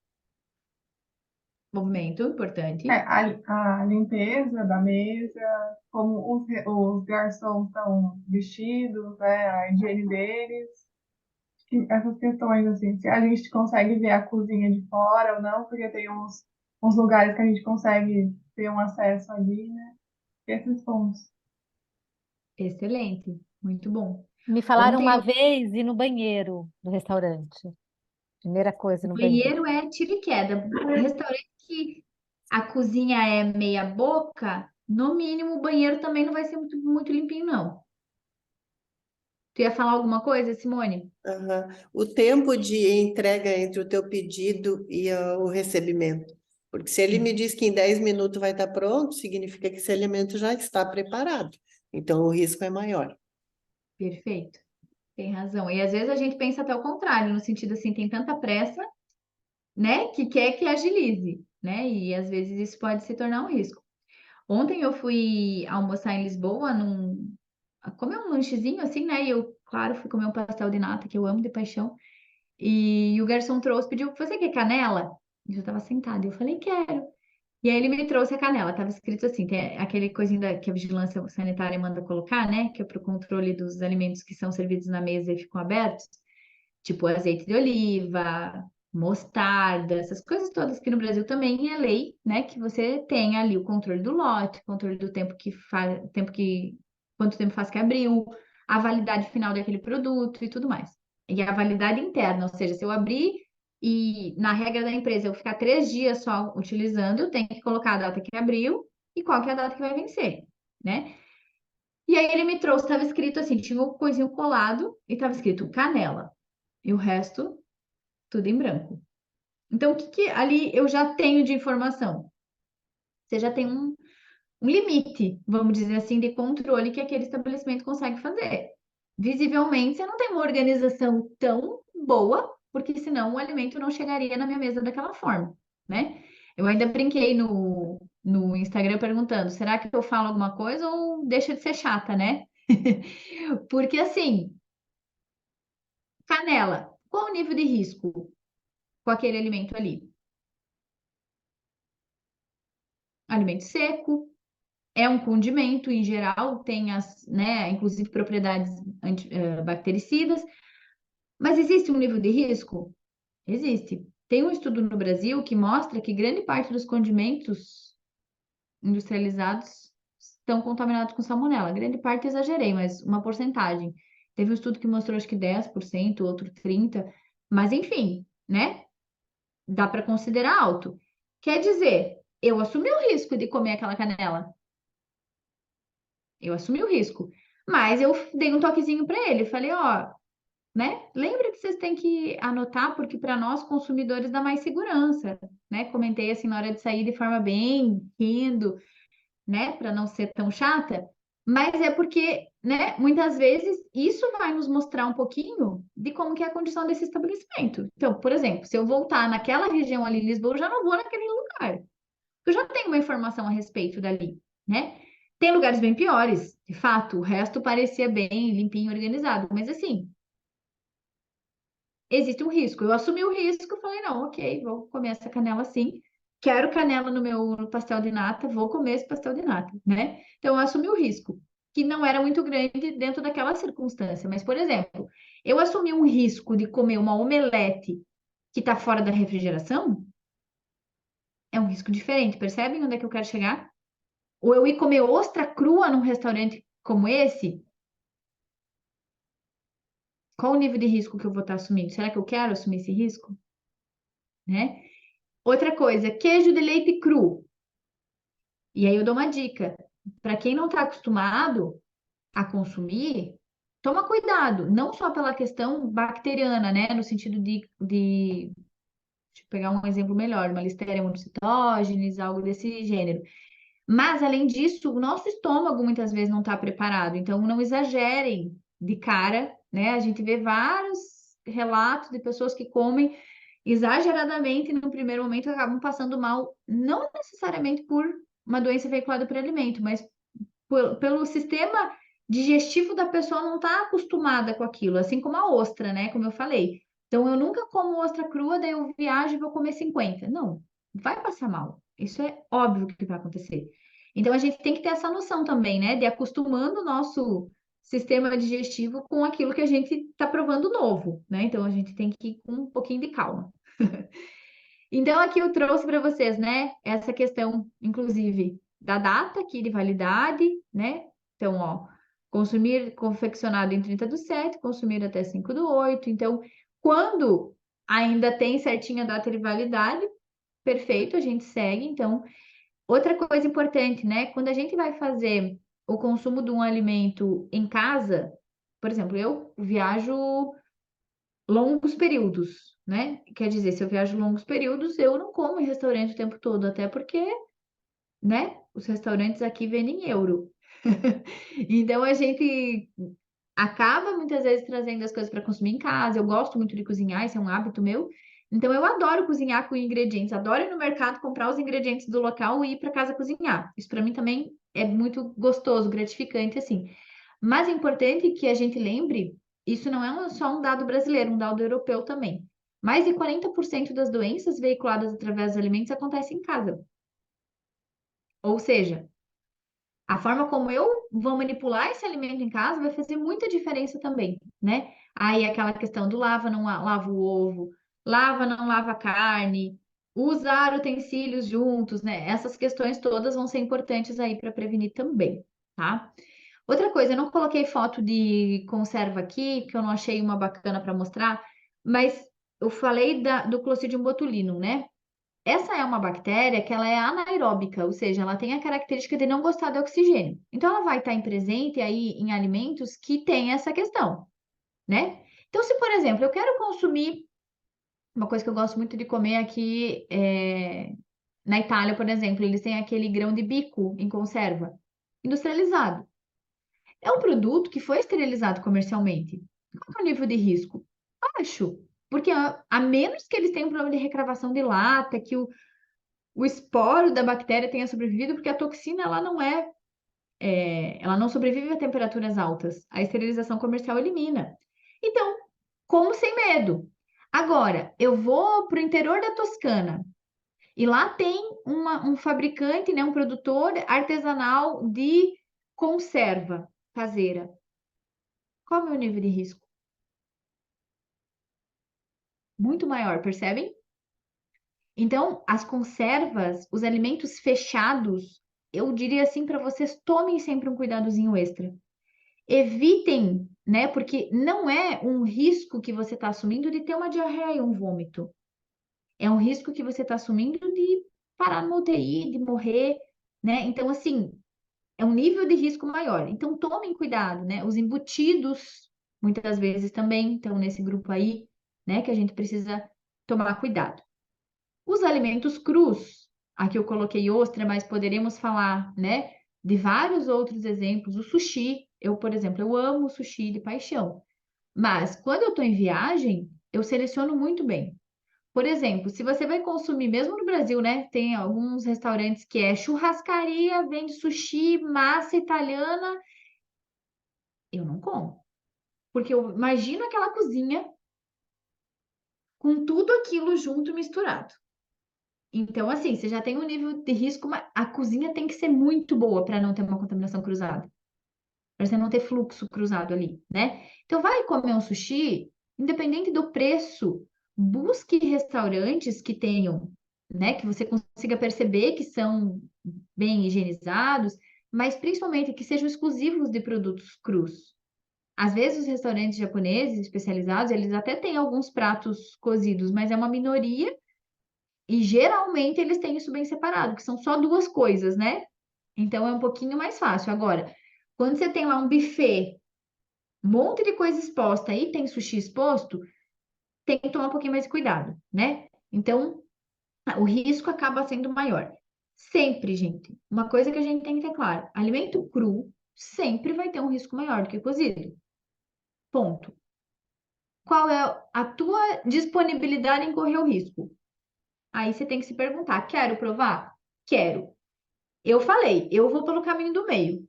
Nem não como nada porque tudo pode fazer mal, e nem como de tudo e não penso nos riscos, né? E sim, vou provar? Ah, ok, eu vou provar ostra crua, mas eu vou provar de um lugar, né? E às vezes eu sou aquela que, bem disfarçadamente, pergunta, de onde é que vem a ostra? De onde vem o peixe? Né? Eu pergunto, por quê? Primeiro porque eu gosto de saber, porque eu sou curiosa mesmo, eu adoro essa área. E segundo, para entender também qual que é o nível de conhecimento que as pessoas que estão trabalhando ali têm a respeito da matéria-prima, como que esse produto está sendo produzido, né? Então, você passa, por exemplo, você vai comprar um peixe para cozinhar em casa, numa viagem. Você vai ali e vê aquele monte de peixe em cima do supermercado, por exemplo, de um localzinho, né? Geralmente tem essas peixarias. E você tem ali uma quantidade mínima de gelo. E aqueles peixes ali, coitados, né? Soltos naquele gelo. Porque lembra, o frio ele vem principalmente de cima. Então, se eu tenho peixe muito destapado, já é um sinal ruim. Qual que é a temperatura que vai estar ali? E aí eu acho que seria o principal ponto que eu quero trazer aqui de todos. O que que vai fazer esse estafilococcus, essa salmonela, que vão estar presentes, vamos supor, nesse alimento? Vou te pegar um exemplo melhor, Escherichia coli, que é mais comum de estar nos alimentos e que tem limite, inclusive, possível de estar em grande parte dos alimentos manipulados, né? E. coli e Staphylococcus aureus. Lembrando que E. coli, ela é representante dos coliformes, né? Tem muita associação com as fezes nossas, dos animais, quer dizer, tem a ver com qualidade de água, esgoto, higiene de mãos mesmo, né? Ou seja, aquele cuidado básico na produção dos alimentos. Imagina que eu tenho essa ostra, vamos supor, tá? Eu tenho Escherichia coli nessa ostra.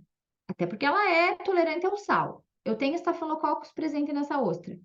O que que vai determinar se eu vou ficar doente ou não?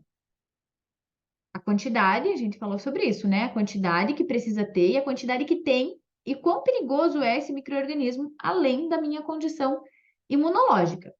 Mas imagina que eu tenho, vou falar um número aí, 100 unidades formadoras de colônia de Escherichia coli e 20 unidades formadoras de colônia de Staphylococcus. Se eu comer essa quantidade, dependendo da minha imunidade, eu posso não sentir nada.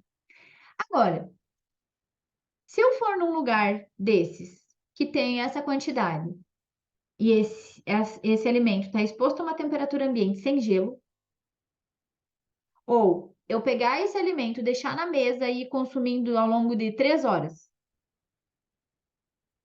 ou eu comprar numa peixaria e levar para casa para fazer, mas eu andar 5 quadras no sol e daí parar para falar não sei com quem, e daí vocês entendem onde é que eu estou falando? Ou botar dentro do carro, no porta-mala.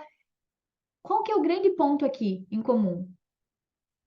Tempo, temperatura. Quanto maior tempo os alimentos ficam a temperaturas inadequadas, maior é o risco de doença veiculada por alimento.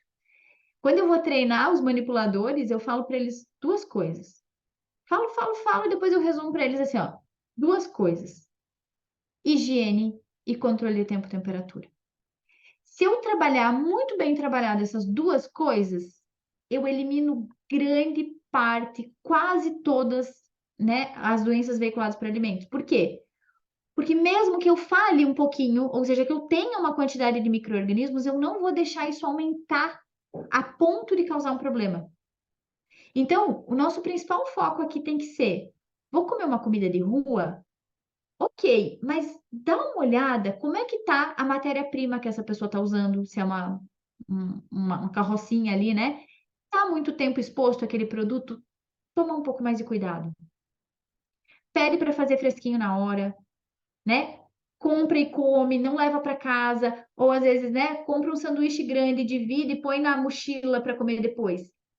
Ali é que tá a receita do problema, né? Porque às vezes aquele presuntinho, inclusive, né, que a Ju disse que o pai, a mãe, a avó diziam não come presunto. Por quê?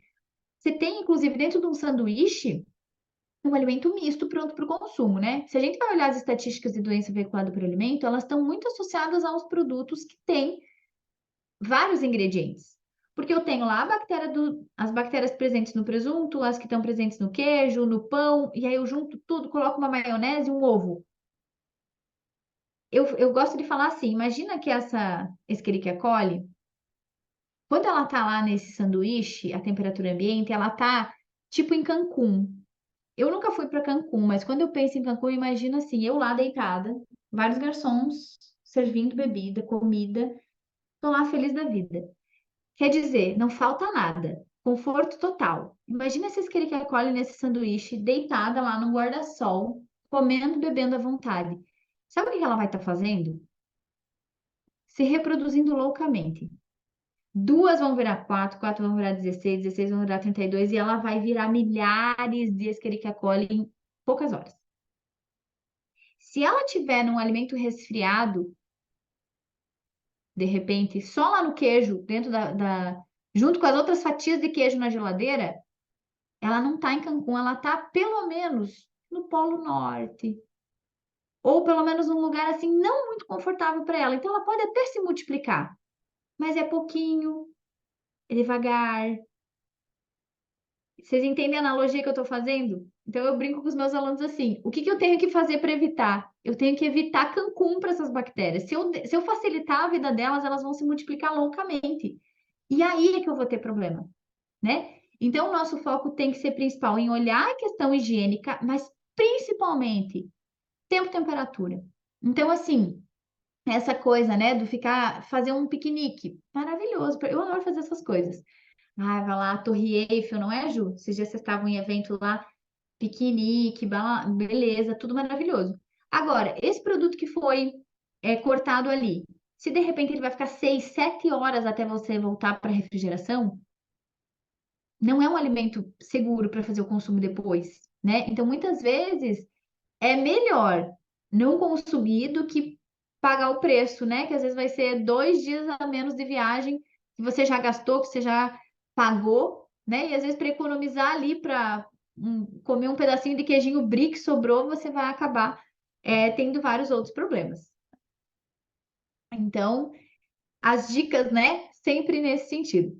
Isso aqui, gente, foi um queijo que eu fui na casa de um amigo meu lá na Itália, e aí ele me mostrou, deixa eu te fazer provar esse queijo. Aí eu falei, tá, mas de onde veio esse queijo?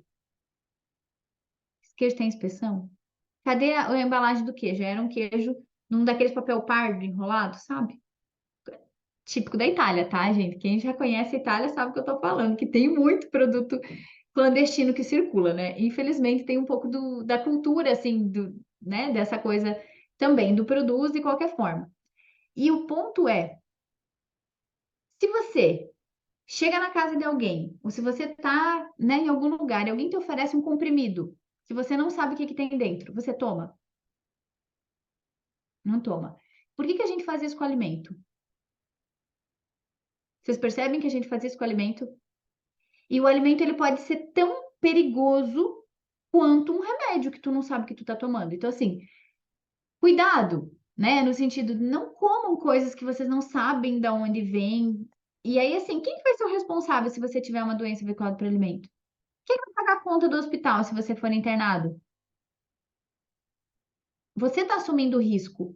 Então, assim, né? Eu tô falando de conta por causa da questão da Dora, que eu confesso que me impactou bastante, porque além de toda a recuperação emocional, né, e fisiológica que ela está vivendo, ter que arcar com, né, um prejuízo absurdo, parou a vida dela de trabalho ainda, né? Então, tem muitos aspectos sociais também para a gente pensar em relação às doenças veiculadas por alimentos, né? Então, aquela coisa, avaliem sempre com cuidado quais são os riscos que vocês querem correr, sem perder de vista essa questão da experiência, né? Mas tem experiências mais seguras e experiências menos seguras. Aqui um exemplo, né, para vocês, só para a gente refletir. Eu chego num restaurante, essa é a condição? Eu vou comer a maionese? Eu vou comer a carne que está ali murchinha a temperatura baixa? Né? Temperatura mais baixa é o que eu quero dizer, né? Porque me faltou a palavra agora, mas na linha ali do quente, o ideal é que esteja 65 graus aquele alimento. Se eu deixar a 30 graus, a 40 graus, o que será que vai ficar para essa bactéria? Cancún ou Polo Norte? A maioria das doenças transmitidas por alimentos é causada por bactérias mesófilas, que gostam de temperatura próxima a 35, 40 graus. Quer dizer, a uma temperatura quentinha como essa, ela não vai estar só em Cancún, ela vai estar assim numa festa, numa rave em Cancún, de tão faceira que ela vai estar. Ela vai estar no melhor momento da vida dela, se reproduzindo loucamente. Então, assim, esse é o tipo de coisa que a gente tem que evitar, né? Problemas de temperatura em especial, tá? Então, era isso que eu queria compartilhar aqui com vocês, né? Sei que a gente passou aí por temas um pouquinho mais complexos, outros menos, mas o meu trabalho ele vem muito no sentido de trazer, o que eu falo assim, uma das minhas missões, né, Ju, é tentar trazer, inclusive, os conhecimentos da microbiologia, que as pessoas às vezes têm uma, ui, é muito difícil, é muito nome, é muita coisa, de uma forma um pouquinho mais simples, mais leve, né? Então, o meu objetivo aqui hoje foi falar um pouquinho sobre essas doenças que são muito sérias, que são muito importantes, dentro desse contexto de viagem, sem que a gente perca aí essa toda a beleza e todas as possibilidades que uma viagem nos abre, né? O quanto a gente pode crescer e experienciar através de novas culturas, mas que a gente sempre lembre de cuidar da nossa saúde também através daquilo que a gente decide comer. Então, deixo aqui para vocês, né, os meus contatos. Eu faço bastante conteúdo na rede social também, já desde a época da pandemia comecei a fazer um pouco mais. E eu tenho, né, a minha comunidade, que é a comunidade Descomplicando a Microbiologia de Alimentos, que é o espaço onde eu ajudo profissionais também a utilizarem esses conhecimentos para produzir alimentos mais seguros, entre outros cursos e tudo mais que a gente tem. Se vocês quiserem conhecer mais o meu trabalho, deixo aqui meu Instagram também, meu e-mail para contato. E era isso que eu tinha para compartilhar aqui com vocês nesse dia. Larissa, maravilhoso, muito feliz de descomplicar a microbiologia, ainda mais aqui junto com a Vera Kiss, que a ideia é essa, né? Tornar acessível o conhecimento na área agroalimentar. Eu queria só fazer alguns comentários, né? Porque eu acho que você já falou tudo com uma destreza e uma, né, uma coisa tão assim, perfeitinha, quase. Que assim, essa coisa de guardar na bolsa é algo que a gente tem essa noção. Tá no pacotinho, tá seguro, né? Então, acho que a gente não pensa, tá no pacotinho, joga aqui, aí daqui 3 semanas, ai, deu fome, eu tinha aquele amendoim da semana retrasada, mas tá fechado, né? Então, achei Assim, tá esse, vencido, mas tá fechado, a vácuo, né? Umas coisas assim que passam na nossa cabeça, eu achei interessante. Ahn, eu achei, quando você falou, né, trazer o remédio e tudo, até porque quando a gente passa mal, é difícil saber o nome. Gente, como é que eu uhum. vou pedir um antiácido? Como é que eu vou pedir uma ajudinha, né, para digerir aqui? Então, é verdade que é legal ter um remedinho para aquele socorro. Do selo de inspeção, eu achei interessante você falar, né, você comentar que a gente ensina aqui também aos nossos alunos de como ver, que tem o tal, né, EU e o nome e tudo, e juntando a isso, a França tem algo muito interessante, é que agora eles têm um site em que você coloca o nome do estabelecimento e ele dá a nota da inspeção, da última inspeção. Que Então legal. tem satisfatório ou não. Então você pode, já na porta do restaurante, escrever e falar, vou nesse não, Uhum. tá? Ou eu corro o risco de ir nesse. Isso eu queria colocar para as pessoas, que é interessante, desculpa. Não, eu só ia acrescentar uma coisa que eu lembro que na Espanha eu vi também o uso de adesivos essa empresa tem o HACCP, o APPCC. Na Itália também cheguei a ver em alguns locais. Isso é legal também, né? Esses Sim, selos assim que vão nos dando mais noção. sim. Até no avião. Não sei se vocês já repararam, mas no avião, a comida de avião tem vindo com o selinho Food Safety, que é de segurança de alimentos, né? Então, porque a comida de avião também é um ponto. Imaginem a dificuldade, e a gente já tem várias doenças veiculadas por alimentos que circulam, né? Que a gente fica sabendo assim, o voo tal acabou dando um problema, porque aí você imagina, se você tem um problema naquela comida, todos os passageiros, ou grande parte deles, podem acabar, né, tendo problema. Então, a comida de avião é, inclusive, uma área, de atuação aí dos profissionais também. Gente, eu ia falar, aí você me lembrou o trauma, né? Ai, na faculdade, o tal do botulismo, e que medo. E morria de medo disso, que bom. Tinha esquecido um pouco, não quero mais Nem voltar, quero lembrar. não quero Mas, lembrar. Ju, tu falou de uma coisa, ano passado eu encontrei uma paulista, que é advogada, que ela teve botulismo, por causa de um tahine, se eu não me engano. E eu chamei ela para conversar comigo no canal do YouTube, e eu tava na Itália na época. E aí eu te confesso que eu fiquei mal depois daquela entrevista com ela, eu fiquei mal, eu fiquei, sabe? E aí agora com a Dora a mesma coisa, assim, e aí tem virado uma coisa assim bem frequente. Semana passada uma pessoa está internada em São Paulo com suspeita de botulismo, me procuraram para eu ajudar a falar sobre quais as análises que tem que fazer, a vigilância e tal. E aí, no fim, eu falei, meu Deus do céu, às vezes chega a me dar até uma. Porque é tão ruim, às vezes, a gente entrar em contato com isso, porque nos lembra do perigo E do real. risco que a gente corre, né? Que a gente lembra assim, pô, ontem eu comi uma saladinha, um vinagrezinho que não estava com selo na mesa do restaurante, mas tudo bem. Enfim, então me trouxe de novo, né? Eu estava, talvez assim, você falou dos alimentos, talvez uma coisa que eu acho que é legal também, as épocas, né? Tem época de ostra. Se você está comendo ostra num restaurante que não é época, você não está comendo uma boa ostra. E tem época para tudo. E eu ia falar o congelado, né? Eu sou uma chata do congelado. Então eu pergunto, de onde vem? Congelado, não é? Aí não adianta, eu ponho na boca, sinto aquele gosto de farináceo, e aí já sei que o peixe ou o camarão é congelado, ou seja, veio lá do além da lenda, né? E aí você fala, poxa vida, achei legal isso conhecer as épocas, desculpa. Eu ia falar das épocas, inclusive eu lembro a Itália tem isso muito forte, né? Que foi onde eu conheci mais junto com a Vera Kiss, inclusive, essa questão da sustentabilidade. Eles têm muito hábito, por exemplo, eu amo comer aspargos.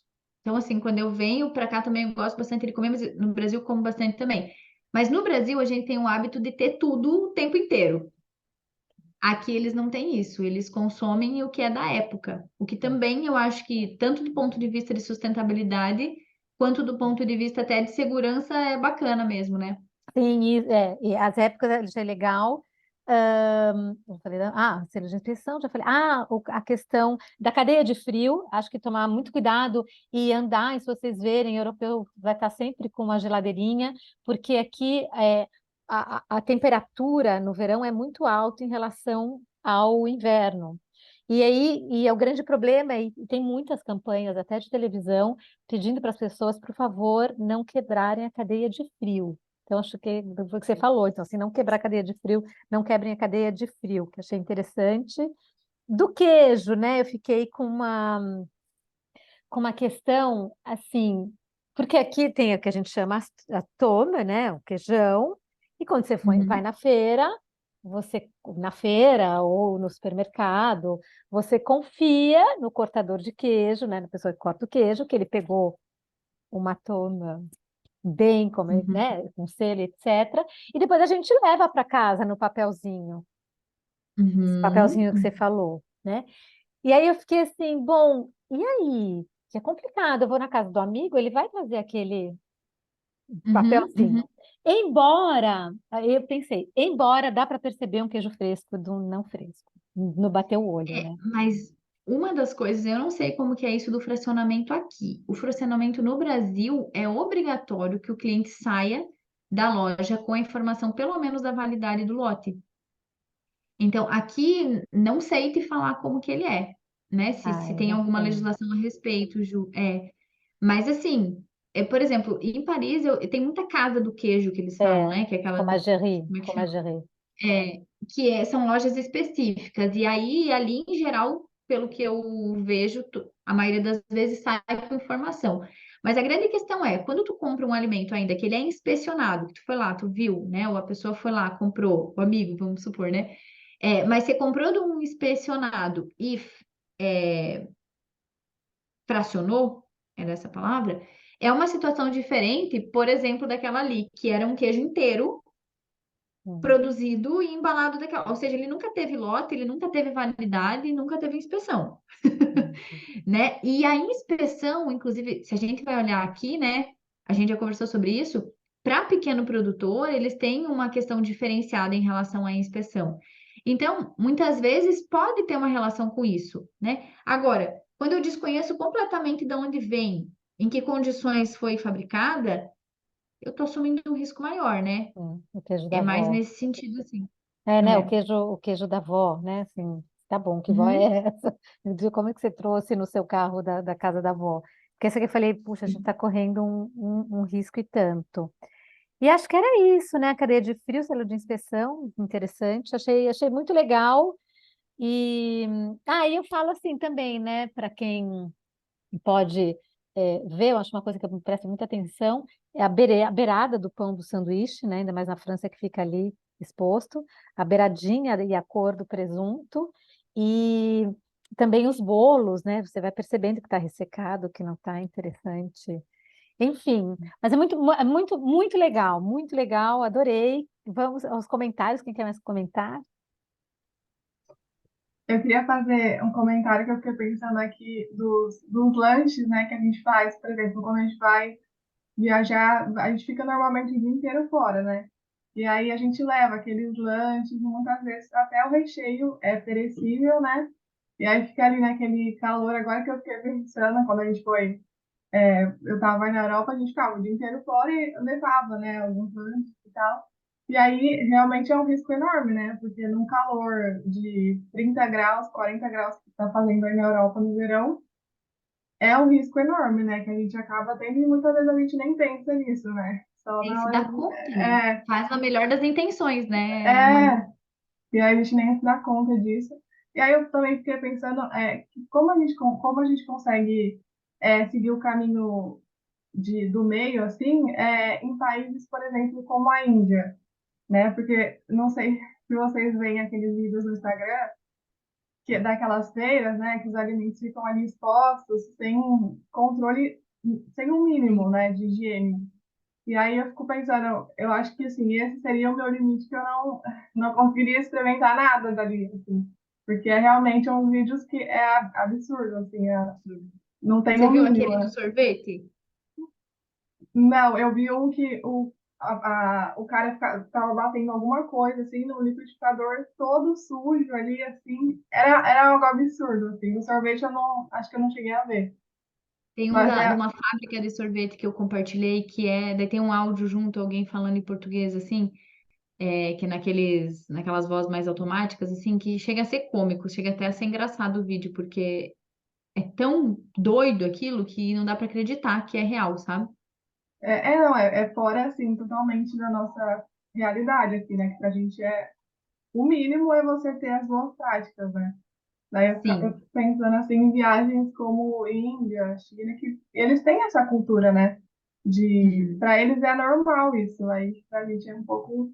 E aí eu fiquei pensando nisso também e nas escolhas, né, dos lugares realmente que você falou, que a gente se atentar a esses pontos que muitas vezes acaba passando batido, né?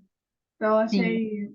achei maravilhosa a aula de hoje, foi incrível, assim, todos os pontos que Ai, que você bom. abordou. Deixa eu compartilhar algo contigo sobre a Índia. Eu tenho muita vontade de ir para a Índia, muita vontade, mas eu tenho um pouco de receio por causa disso ainda. É De um passar limite meu fome lá, né? também. E Leva aí, até estava tostines. conversando com uma amiga que foi recente para lá, ela falou, Clarissa, tem muita opção. Tem muita opção industrializada, nos restaurantes tem Hum, muito restaurante bom, tu não vai passar trabalho. Ela falou para mim, venha tranquila. Só que, claro, tu vai ter que fazer escolhas, né, Amanda, ainda mais restritas no sentido, de repente tu não vai poder provar tudo se esse for um limite para ti, é. mas, né?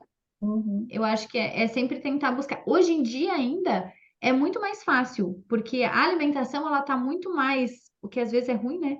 Que eu falo que teve um dia que eu tava na Espanha e eu tava querendo comer uma comida típica espanhola e eu só achava McDonald's, Starbucks. Eu falava, mas não foi para isso que eu vim aqui, né? Porque, tipo, hoje em dia em todos os lugares tu É. tem, inclusive na Índia, tu vai ter coisas, né, que tu encontra Uhum. assim que são, É. claro, com uma higiene diferente às vezes. É. Eu ia falar que tem lugares, às vezes, que até o McDonald's e o Burger King você fica com medo. Fala, Sim. como é que cozinharam essa Hum. carne, essa maionese aqui tá esquisita. E, olha, assim, né, fazendo uma fama, mas a gente tem, né, a fama do Bob's. Bob's, a Avenida Brasil do Rio de Ah, é. Janeiro. Sim. Sim, é. É Mas complicado, o e é um próprio Bob's, né? McDonald's, a gente teve vários relatos. Teve um vídeo que ficou famoso na internet com uma infestação de barata em um McDonald's no Brasil. Então, assim, né? Essas redes longe de ter padrão total, né? Mas, assim, só uma referência para a gente pensar. De repente, uma Pizza Hut, alguma coisa que você acha ainda, assim, Pizza, né? que você conhece, pelo menos, né? É. Porque o que eu fico pensando nesse caso, né, Amanda, além da questão microbiológica, o teu estômago não vai estar acostumado com aqueles azeites, com aquele tempero, os condimentos É. são muito fortes, né? Muito forte, Eu sim. tenho uma preocupação com isso também. É, sim. Eu ia só fazer uma Mas aí, brincadeirinha, desculpa. Vai. não, é só eu falar que nesse caso, realmente, muitas vezes, o alimento industrializado, né, que muita gente acha que, ai, né, industrializado Que é um problema. é um problema, acaba sendo uma solução, né, para esses tipos de casos que tem Sim. muito mais a garantia, né, de que está seguindo ali as normas, né. Uhum, Com certeza, né? A gente não pode esquecer que, graças a esses métodos, né,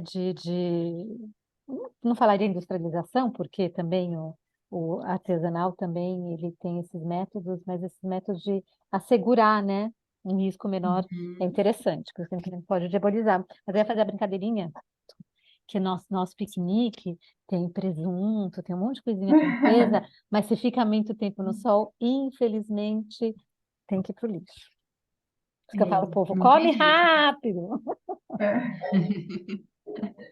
Mas eu ia comentar, Ju, que essa parte, inclusive, né, que tu estava falando antes ali do industrializado, a gente tem visto, né? Eu tenho trabalhado bastante com empresas que pedem um aumento de vida de prateleira do alimento ou redução de conservantes, né? E o que eu sempre falo, eu não sou contra e nem a favor total que tem que usar, mas a gente não pode deixar de lembrar a evolução que a gente teve através dos conservantes e dos métodos, né, de esterilização, pasteurização, porque isso nos garante, inclusive, muito mais da sobrevida que a gente tem hoje, né? No sentido de que muitas doenças antes matavam através dos alimentos e as pessoas nem faziam ideia.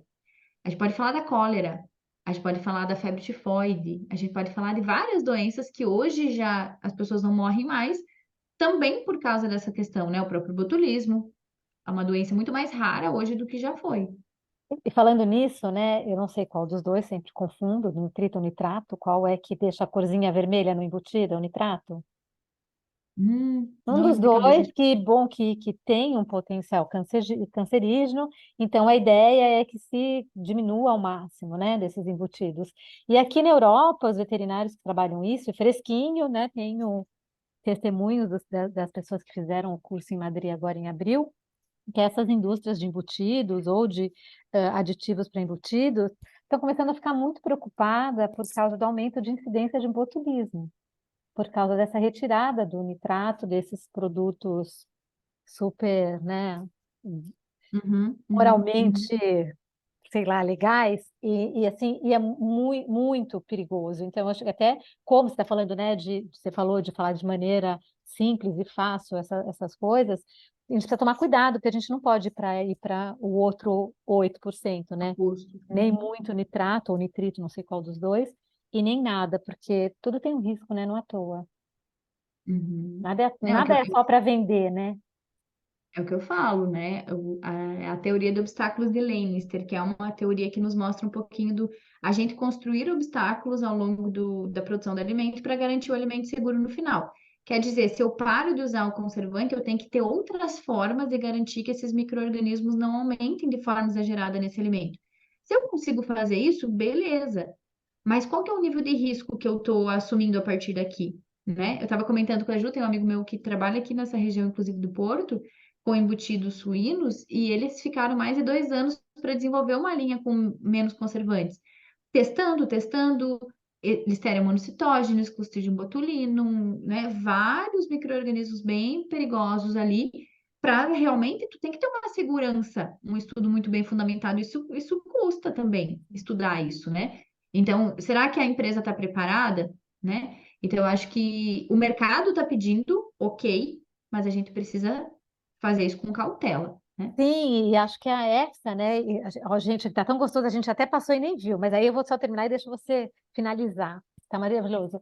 Eu acho que assim, né, a EFSA, que é a agência europeia, o que ela tem tentado estudar os riscos, porque qual é o risco de um câncer a longo prazo para quem diminua o consumo de embutidos, o risco de ter um botulismo e morrer amanhã, ou tá no caso dessa pessoa. Então, acho que é tudo isso pesar, né? A gente não pode ser nem só preto, nem ser branco. Tem, entre o preto e branco tem uma, né, Uhum. infinitas cores que a gente tem que pesar. Acho que é isso que eu acho que daqui de dentro, né, se eu pudesse chamar atenção a alguma coisa, é isso. A gente não pode ir por um lado achando, querendo achar uma solução perfeita que não tem. É essa balança. O que que é mais perigoso, né? Enfim, Um Clarissa, foi equilíbrio. delicioso. Nem vi que a gente passou. Peço desculpa para quem está aqui, quer tomar o seu café da manhã. Mas estava tão delicioso que ninguém nem saiu daqui. Deixa você finalizar e agradeço mais uma vez, foi maravilhoso. Ai, Ju, eu é que agradeço. Para mim sempre é um prazer, ainda mais falar de assuntos que eu amo tanto. O João tá falando aqui, né, da cultura alimentar, hábitos de higiene e legislação como forma de controle. É isso mesmo. Eu acho que é a gente usar o conhecimento ao nosso favor. Eu sempre falo, né? O conhecimento não é para nos aprisionar, e sim nos permitir fazer escolhas mais conscientes. A gente não tem como viajar pelo mundo comendo de tudo com zero risco. O zero risco não existe mesmo na esquina da nossa casa, né? Então, que a gente faça escolhas que nos permitam vivenciar as experiências da forma como fizer sentido para a gente, mas com como pano de fundo, né, o conhecimento para nos ajudar a tomar melhores decisões. Eu acho que esse é o recado final. E desejo, assim, muitas viagens incríveis, com muita gastronomia gostosa, que vocês, né? Sei que a Simone vai estar com a Vera Kiss daqui uns dias, vai ter essa experiência também que eu recomendo de olhos fechados, porque muda muito a nossa forma de enxergar as coisas, amplia nosso olhar, né? Então, sou suspeita, mas admiro muito o trabalho da Vera Kiss e é uma alegria estar aqui junto com a Vera Kiss, tanto nesse evento quanto aqui no Porto, né? E fico à disposição de vocês, agradeço imensamente a interação, o carinho aí, e o que puder ajudar, eu fico à disposição. Obrigada, obrigada, gente. Acho que todos estão comigo, né? Foi muito gostoso, muito prazeroso. Obrigada e até a próxima. Beijinhos. Tchau, tchau, Obrigada. gente. Tchau, tchau. Tchau.